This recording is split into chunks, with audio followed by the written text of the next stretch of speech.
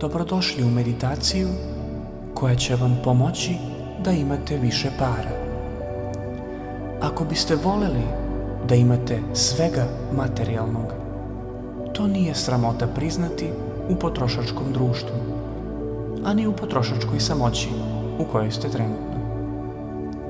Sedite skrštenih ruku i uzmite jedan ogroman udah.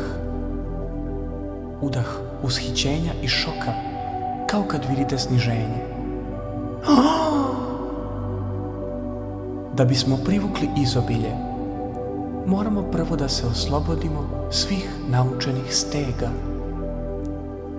Zamislite sebe kao sasvim malo dete. Sjetite se prve situacije kada ste ispred izloga zaplakali da bi vam roditelji kupili omiljenu igračku. Osjetite čiste dečje suze kako vam padaju niz lice. To je istinska, urođena ljudska reakcija na proizvode. Pred proizvodima treba biti čista potrošačka duša. Recite sebi, materijalne stvari su nešto najsigurnije što mogu da poželim.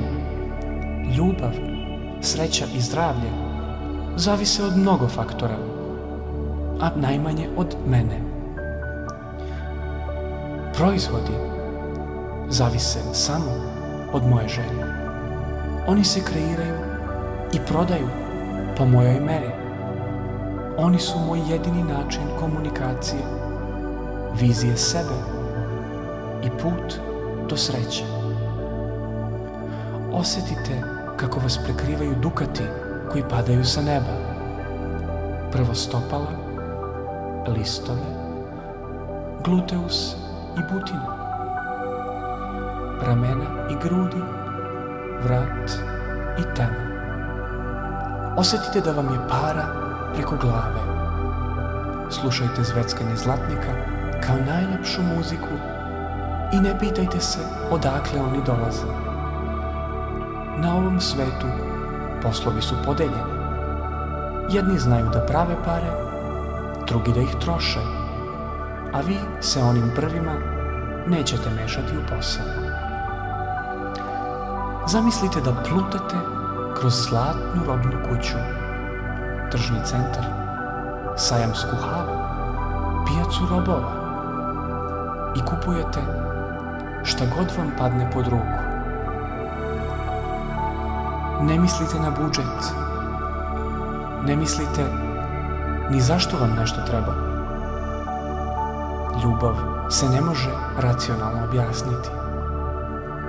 Vi niste pokretač stvari. To je samo Bog.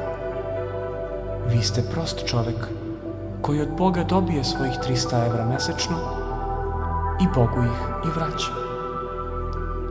Osjetite pozitivne efekte vežbe.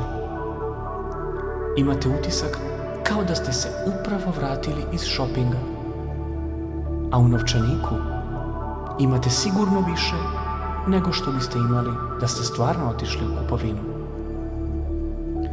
Vi ste sve to i kupili u paralelnom univerzumu.